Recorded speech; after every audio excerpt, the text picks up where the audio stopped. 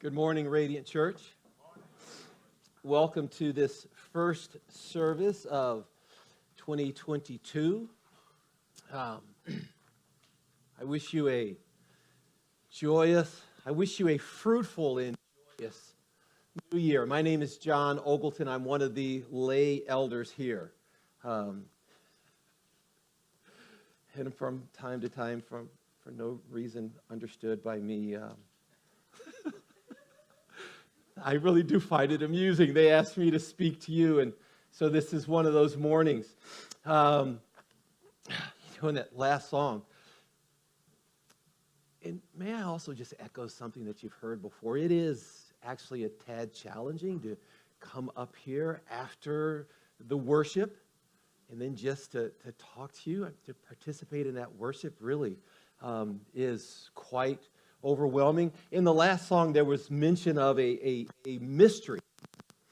And God truly is a mystery. The relationship that He calls us into, that is a mystery. And I would ask you, how do you approach mysteries? Do you approach them as a problem to be solved or an equation to be dissected? Or do you approach them as a truth to be absorbed? A truth to be accepted? And this is why I find that particular idea so interesting. And it's because the God of the universe, the one that we just finished praising, He is an infinite God, and He is far superior to us in intellect and wisdom. So surely some of the things, perhaps even many of the things that He reveals to us, to our medium cantaloupe-sized brains, they're going to be mysteries. And really, for us as Christians in our walk through this time bubble, how we accept those mysteries or what we do with those mysteries has much to do with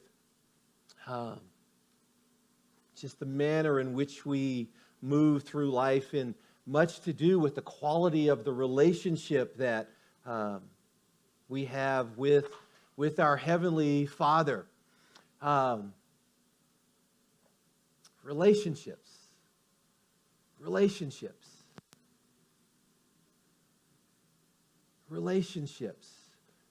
relationships, these are, regardless of how we might perceive them, relationships are really,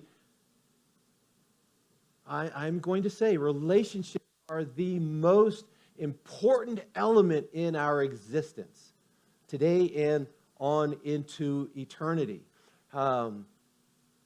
Horizontally speaking, for men, the relationships that we enjoy, that we experience with our wives, these are far the most important relationships, horizontal relationships that we will engage in on our time here in the planet. And for our wives, the same is true, that the relationships that they have with their husbands is by far the most important relationship that we will experience, hopefully enjoy during our time on the planet. So glad to see you. And then growing out of that, our relationships with our children, they will prove to be the second most important horizontal relationship that we experience, but they are greatly shaped by the relationships that we experience with our wives and with our husbands. So here's the question that I put to you. If you truly believe that relationships are the most important, and this spousal relationship being the most important horizontal, and that with your children second to that, shaped by the relationship that you have with your spouses, if an observer were to make mention of your life, so what they see, would they confirm that the relationship that a husband has with his wife, that you have with your wife, that the relationship your wife has with you, the relationship that you have with your kids, that these are in deed, in act, in the decisions you make, have they proven to be overtly apparent to the observer so that that would be their remark? If your neighbor were asked, what would your neighbor say? If another family member were asked, what would they say? This particular way of sort of engaging that observer piece, if your boss were to ask, what would he say?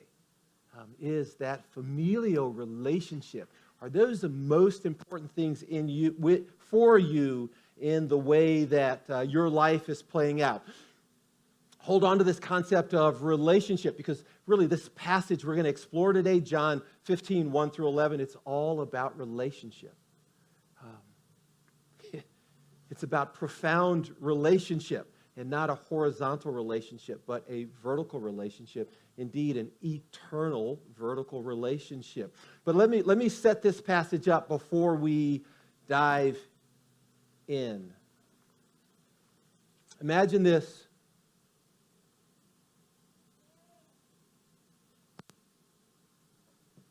Let me pray first. Father, thank you so much. Thank you so much for granting us a new year. Thank you so much for this gathering today. Thank you so much for your word and the wisdom in your word. Father, help us to accept our limited intellectual capacities and embrace your word from that perspective, realizing that you are far greater in every respect, and just accepting your word for what it is. God, in this moment in our hearts, please give us a strong desire to enjoy the relationship that you have preserved for us, that you have redeemed for us. God, God, that we would enjoy a relationship with you that is the same that you have always enjoyed with your Son, God. In this hour, Father, please redefine relationships for us in such a way that it brings great appeal to our hearts, and that from this moment on we would live lives that are in pursuit of the greatest relationship. God, your will be done, your work be done on our hearts now. In Jesus' name I pray. So imagine this. Imagine a great father. Imagine a great and good father. And in considering this father, you've got to get outside of yourselves, because he truly is great and good in every respect. He is greater than you in his compassion. He is a compassionate father. He is greater than you in the manner in which he loves. Because we are fallen human beings and have become corrupted by sin, the manner in which we love really is an inside-out love. And so when something outside comes to us that pleases us sufficiently, then we decide we're going to love that thing. And that love can prove to be very limited, because once that stimulus of my personal satisfaction is removed, then we as fallen human beings, given the way that we define love, we might decide that we no longer love that thing and want to put it aside and find something new. That's the way that we love. But this good and great Father that is greater than what we are in every respect, this compassionate Father, his love is a love that terminates on the object of the love. So it's not a concern for how that object appeals to him and brings satisfaction to him. It is a love that is concerned with the well-being of that object, a love that is driven to bring the best to that object, no matter what it takes. So this Father, this good and great and compassionate, loving Father, who has this kingdom that is near to him, and inside this near kingdom, a rebellion occurs.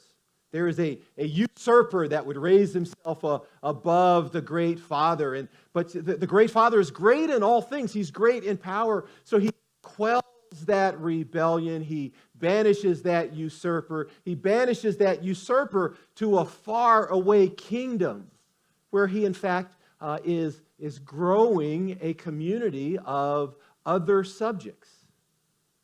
And it's not long before that usurper is his old ways. So here in the far kingdom, the usurper once again foments rebellion, and that rebellion affects the hearts of these subjects that live in the far kingdom. But the Father, he loves these subjects greatly, and so immediately after the rebellion, he says, I will fix this. I will send one who will save you.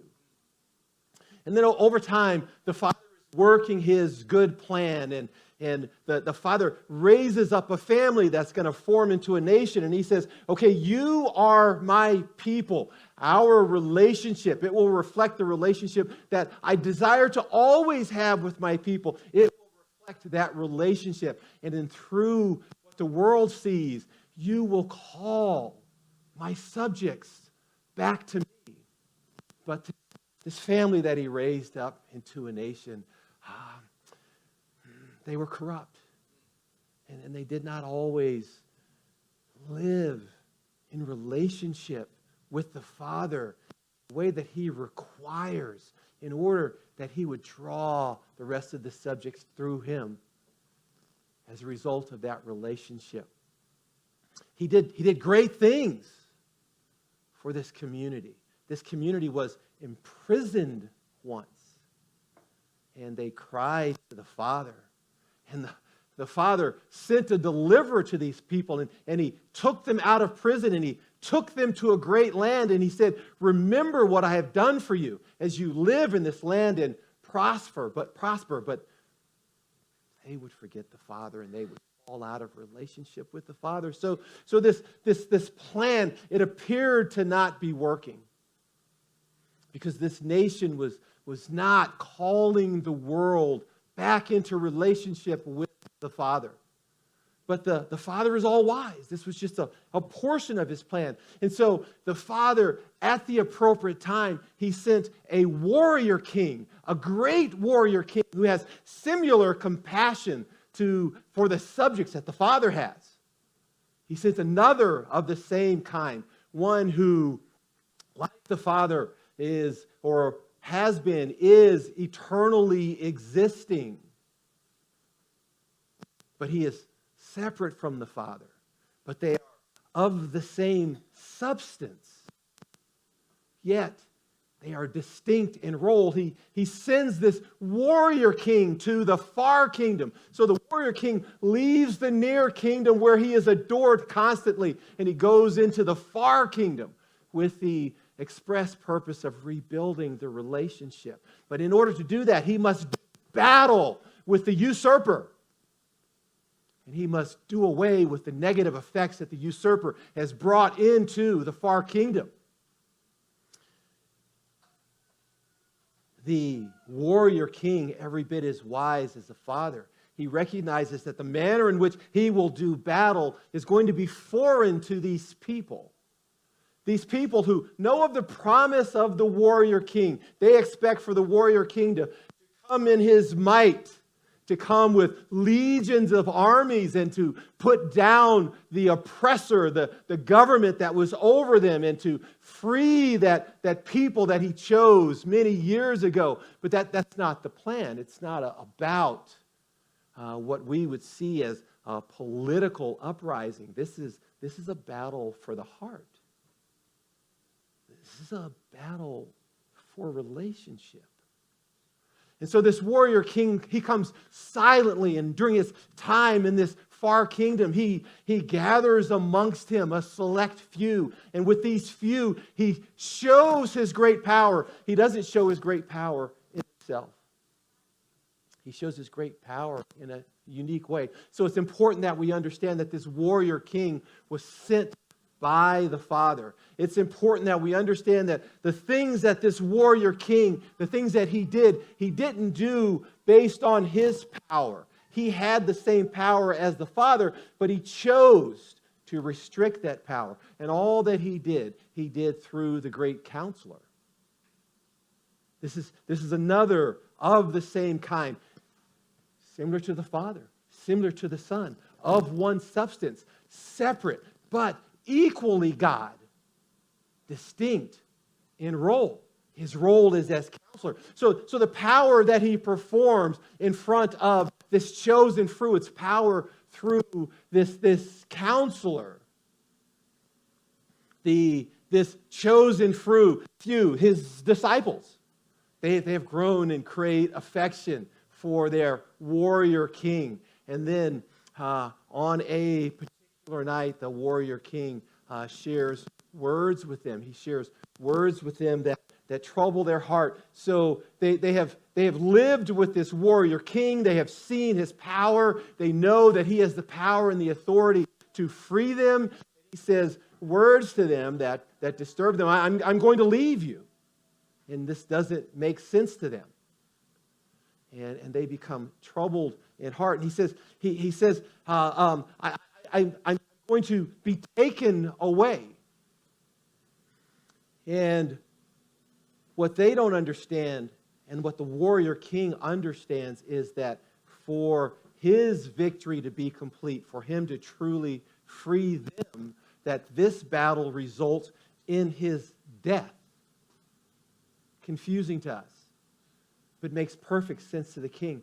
But here's the thing that I want for you to take from this narrow window of time, hours within the time that the warrior king submits his life for these new subjects. In these last few hours, these are the words that he chooses to give to his disciples, these chosen few that he has revealed himself to. How precious must these words be? How carefully chosen must these words be? That these would be the words that he was given, that he chose to give to them in the final hours before he is taken away from them. And he says to them, he says many things, but one of the things that's in the heart of that, he says, I am the true vine, and my Father is the vine dresser. Every branch in me that does not bear fruit, the Father takes away. Every branch that does bear fruit, he prunes that it may bear more fruit. Already you are clean because of the word that I have spoken to you. Abide in me, and I in you, as the branch cannot bear fruit by itself unless it abides in the vine. Neither can you unless you abide in me. I am the vine and you are the branches. Abide in me, and I am the vine and you are the branches.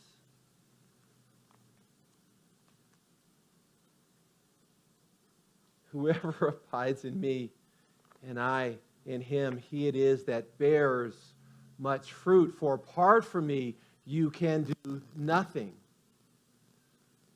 Whoever does not abide in me, if anyone does not abide in me, he is thrown away like a branch and withers. And the branches are thrown into the fire and burned. If you abide in me and my words abide in you, then ask whatever you will, and it will be done for you. By this my Father is glorified, that you bear much fruit and so prove to be my disciples. As the Father has loved me, so I have loved you. Abide in my words. If you keep my commandments, you will abide. As the Father has loved me, so I have loved you. Abide in my love. Let me say that again. You've got to hear that. As the Father has loved me, so I have loved you. Abide in my love. If you keep my commandments, you will abide in my love, as I have kept my Father's commandments and abide in his love. These words I have spoken to you, that my joy may be in you, and your joy may be full. So these are the words that he chose to speak in his last moments with his subjects in the faraway kingdom.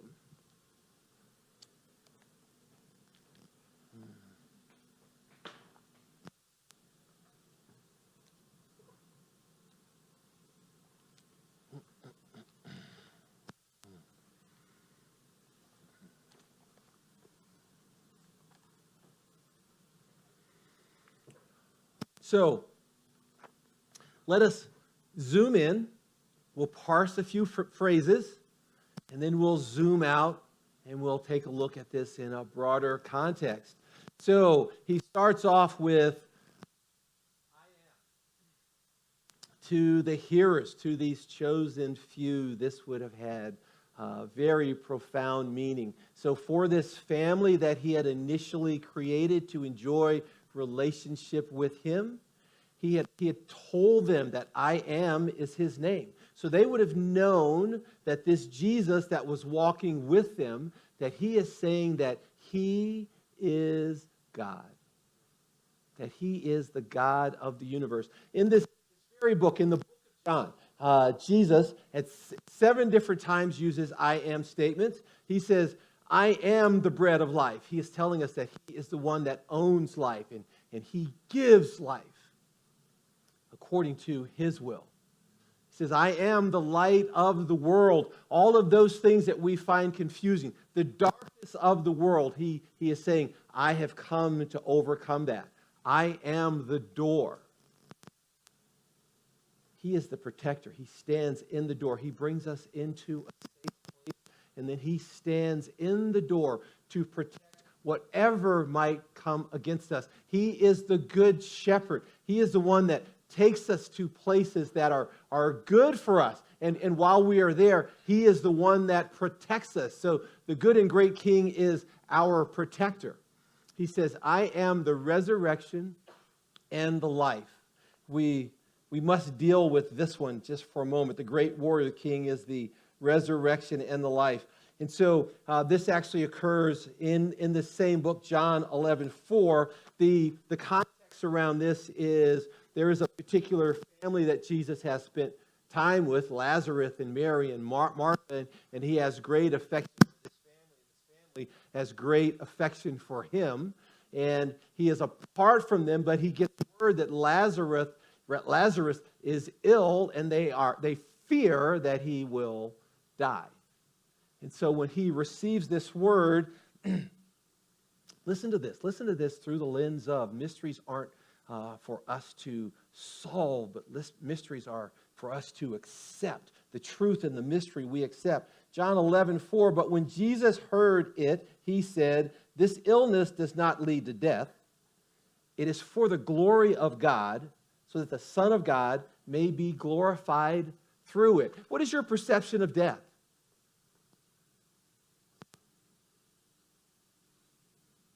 What thoughts, what feelings, what emotions are conjured up when you consider death?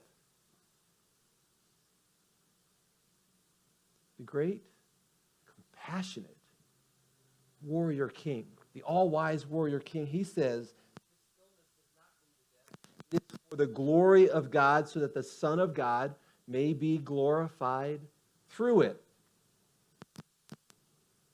Then the passage goes on, and they receive word that Lazarus has died, and Jesus then speaking to his disciples in John 11:14, he says, then Jesus told them plainly, Lazarus has died, and for your sake I am glad that I was not there.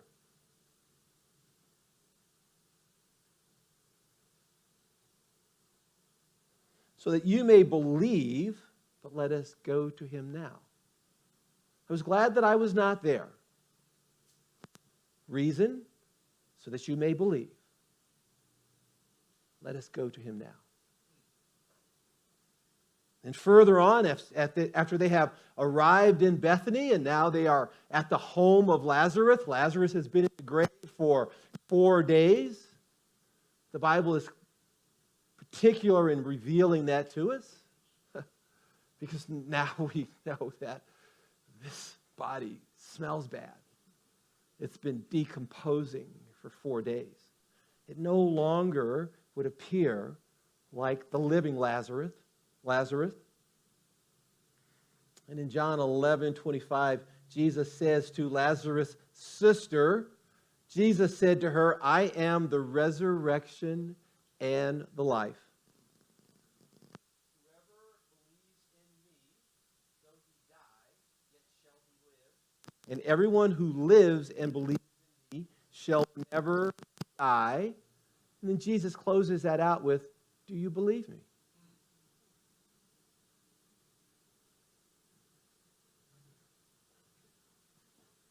Death for some, for the glory of the Father, brings glory to the Son. Those who believe shall not die. Do you believe? Now I go back to what are your perceptions of death? When you hear that word, what conjures up in your heart and in your inner being? And is that consistent with what we've read here? So just to close this out so that Jesus could prove that he is the resurrection and the life, Jesus goes to the tomb. It is a cave with a stone in front of it. He has the stone removed, and there are people telling him, Lazarus smells by now. Are you sure you want to do this? And Jesus then prays to the Father, and he says, I'm praying so that they will see me pray, so that they know that you have sent me, and so that they know that this power comes from you. And then he says, Lazarus, come out. And moments later, Lazarus, alive, with the bandages still on him, walks out. This is a true historical event. What are your thoughts about that? What are your thoughts about the warrior king? I ask you, do you believe this? I am the resurrection and life. I am the way, the truth, and the life. I am the way to this everlasting life. I am the truth. The words that I say to you are true, even if they are mysteries, and you believe them, you will have everlasting life. And then finally he ends it with, I am the true vine.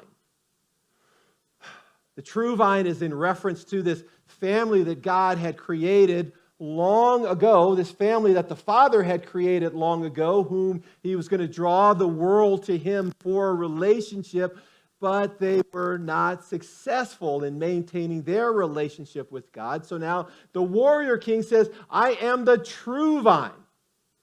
I am the one that will bring the world back into relationship with the Father, with his displays of power that he did through the counselor.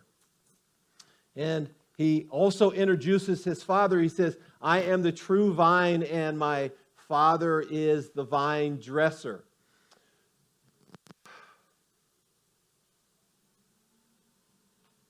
Every branch in me that does not bear fruit, he takes away, and every branch in me he prunes.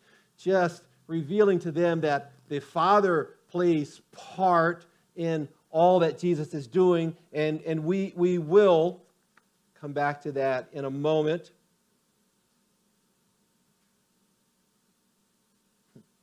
No, we'll deal with that right now. So there are two passages that I want for us to place side by side. So verse 2, every branch in me that does not bear fruit, he takes away, and every branch that does bear fruit, he prunes, that it may bear more fruit.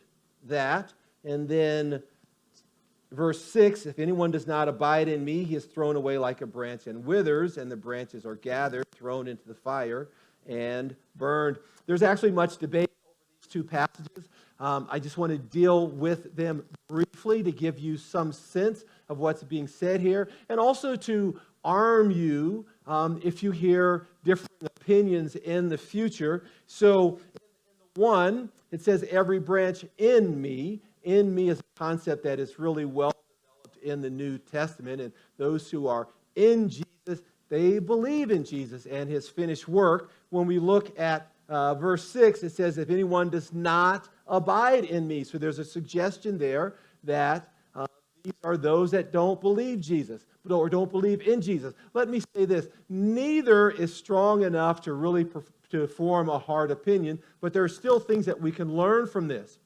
It says, every branch in me that bears fruit, he takes away. So if we examine that word takes away, the original word, there's also a portion of that word that means that he lifts up, he raises, he elevates. And so a vine dresser would, at particular times of the year, go through his vineyard, and those branches that were on the ground, he would raise those up. He would attach them to the trellis. He would wash the dirt off of them, because on the ground they will not bear fruit. They don't have enough air circulating around them, and they are also subject to parasites that are on the ground. So he would raise them up so that they can bear fruit. And in addition, he says those who are bearing fruit, he will prune. And the pruning suggests removing branches so that they bear more fruit. And this is the way that we understand pruning, but that word also means cleans. So in life, there are times when perhaps he does remove things from our lives that are preventing us from bearing fruit. There are times in life when he simply cleans us.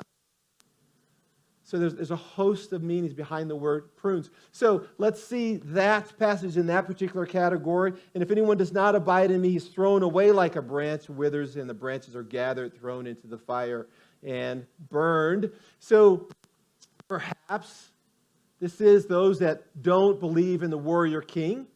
And as a result, they suffer eternal separation from the king. I mean, this thrown in the fire and burned, it certainly does have a ringing of the hell that the scripture also talks about. But again, I will say there's really not enough in this passage to make that delineation. Here's what we can understand. The Son and the Father are both involved in the development of fruit, and that the consequences of not effectively abiding are really something that we don't want to experience. And then the last parsing that we will do has to do with the word. And it says in verse 3, already you are clean because of the word that I have spoken to you. And then in verse 7, it says, if you abide in me and my words abide in you. Ask whatever you wish, and it will be done for you. Already you are clean because of the word that I have spoken to you. In this particular book, there are places where the warrior king says that the words that I speak, these are not my words. These are words that are given to me by the Father who is in the near kingdom. And so that singular, already you are clean because of the word that I have spoken to you. As I read that, I'm wondering, is this a unique reference to the warrior king? Already you are clean because I've given you the warrior king and all that he has done for you. And then where it says, if you abide in me and my words abide in you, this seems to be more of a reference to the words that Jesus spoke to his disciples. This seems to be a record of the words that God has given us over many centuries so that we would understand who he is and so that we could be called back into relationship with him. Enough of the parsing. Let's zoom out. There's really some mystery here. There's really some mystery here that I confess, even now I wrestle with. I wrestle with it because it is so big. But I desire to wrestle with it and accept it because it is so incredibly sweet. let's move to the end of what Jesus has said here. We'll start in 9. He says, as the Father has loved me, so I have loved you.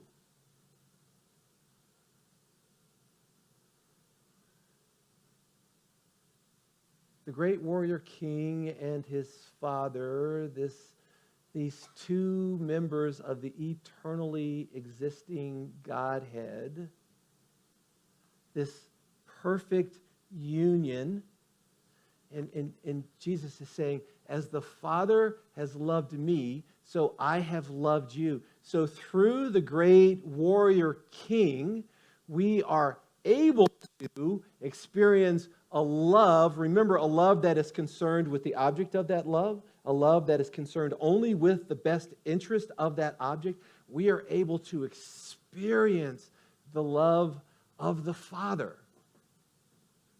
As my Father has loved me, so I have loved you. And then he says, abide in my love. He calls us into his love. In thinking about this, it occurred to me that love is the sweetest element of the sweetest relationships that we ever enjoy. And then here, Jesus is calling us into, actually will give us instructions on how to engage in the sweetest element of the sweetest relationship that we could ever hope to enjoy. That love with the Father. He says, as the Father has loved me, so have I loved you. Abide in my love. Then he goes on and he says, if you keep my commandments, you will abide in my love. Here's where the friction is. If you keep my commandments. Who among you has ever thought that at the center of love was obedience?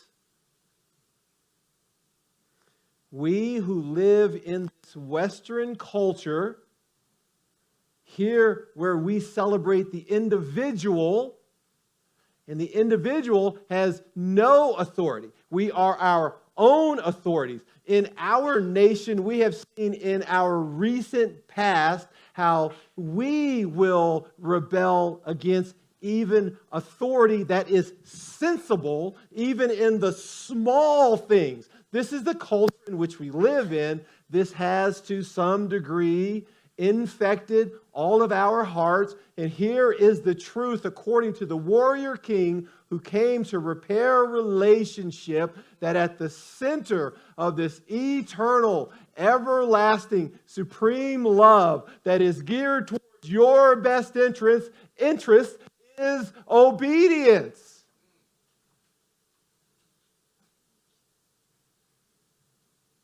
How does that set with you?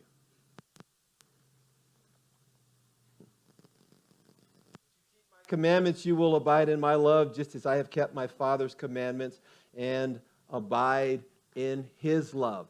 Jesus is not asking us to do anything that he hasn't been doing. Listen to this.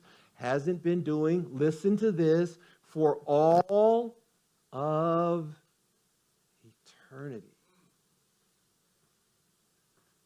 Jesus responds to the commandments of the Father. Listen to some of the commandments. The Father sent the Son to rescue you.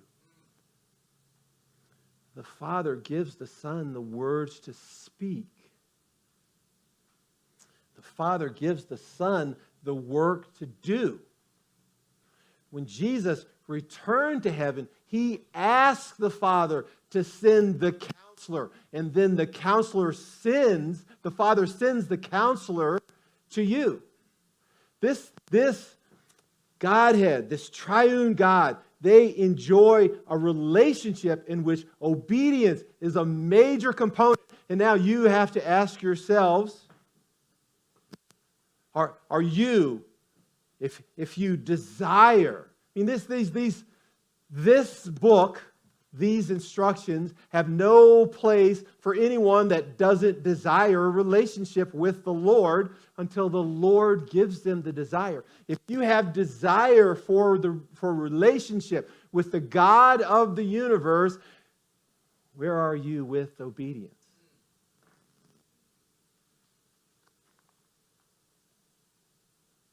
And then he goes on and he says, "These things I have spoken to you, that my joy may be in you, and that your joy may be full." I'm absolutely overcome with the reality that the God of the universe has invited us into this same intimate relationship that he has enjoyed with the Son and the Spirit for all of eternity. Has invited us into that relationship. And we really have nothing to compare this to. I love my wife dearly. And I would hope that if anyone asks you about my priorities, that it would be easy for you to say, yes, Brother John loves his wife dearly. We were talking about this passage yesterday, and I said to her, I said, Chris, I love you dearly, but what we that isn't this. That isn't this sweet relationship that the God of the universe has called us all into. And here in these final hours, Jesus is giving these words to those who will soon become his warriors as words to comfort them. Let me close with this. Inside this passage, he also says that if you abide in me and I in you, you will bear much fruit. What does that fruit look like? So that fruit looks like conversion. By that I mean that fruit looks like you inviting others into this incredible relationship with God, and through the example of your life and the words that you give them, God may use you as that instrument to bring him into relationship. That fruit looks like character. It looks like Christian character. I mean, it's often defined as the fruit of the Spirit: love, peace, joy, kindness, patience, forbearance, goodness, gentleness, faithfulness. And it looks like conduct. Jesus came to give us an example of how to live. And so we can examine our conduct to see, are we abiding? And through that abiding, has God so transformed me that I look more like his son Jesus today than I did yesterday, that these things qualify as fruit? But let us be clear. That is a way that for us to observe, to measure whether or not we are abiding, whether or not we are in relationship with the God of the universe, whether or not we are experiencing his love and that love is transforming us. So there is mention of fruit, and our call for this ministry year is fruitfulness. Let us be clear that fruitfulness occurs as a byproduct of abiding. And it is simply a way for us to measure our abiding. And then let me finally close with this. Just that Jesus promises us his joy,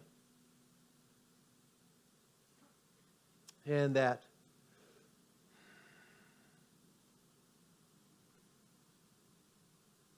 I feel tempted to compare joy to happiness, because happiness is a word that we use so frequently.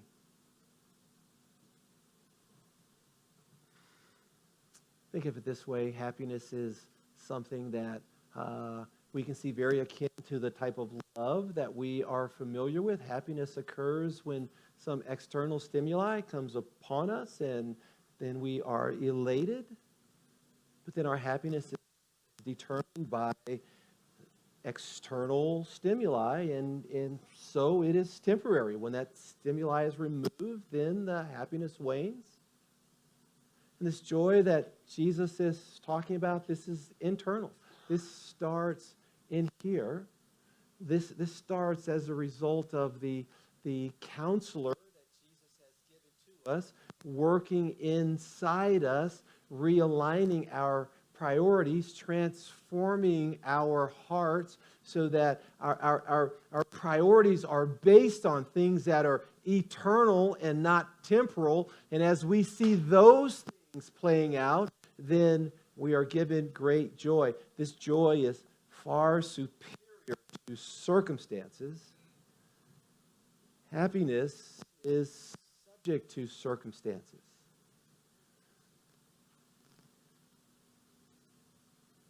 So, Jesus invites us into an eternally existing relationship. One that we simply cannot understand or compare to any of our horizontal relationships. This is a pure and perfect relationship. He offers this universally to all those who believe in Him. And truly, it brings a level of intimacy that is only experienced through the love of the eternal and living God.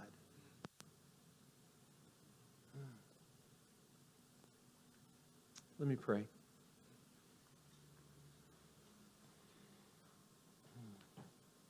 Father, thank you. Thank you dearly for the sending of your Son. Thank you dearly for his words. God, may we truly learn to abide. May this year, may this be a year that we are focused on abiding. May that be our resolve this year. God, that the words abide in me and I in you, that these words would have great meaning to us, and that we would desire always to abide. That this would be a manner of living, not just momentary experiences separated by days or weeks or months. God, send us to your word. You exist in your word, and we can abide with you in your word. God, drive us to our knees in prayer that we might seek you, seek your counsel. In this we abide. God, give us a more intimate relationship with the Spirit that you have supplied to all who have accepted your Son, God, and in that grow our abiding.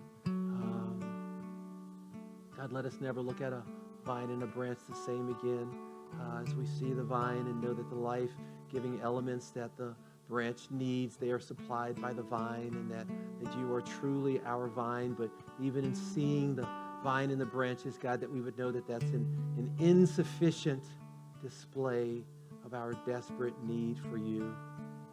God, and then as your word says, as we move through this year, oh God, and you are pleased in our abiding, and our abiding brings honor to your Son and to you, Father, that we would bear fruit, we would bear more fruit, we would bear much fruit. God, but then show us, let us see the fruit only so that we might be encouraged to abide more intimately.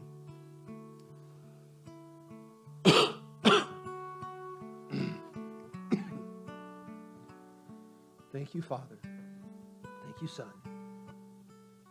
Thank you, Spirit. In Jesus' name,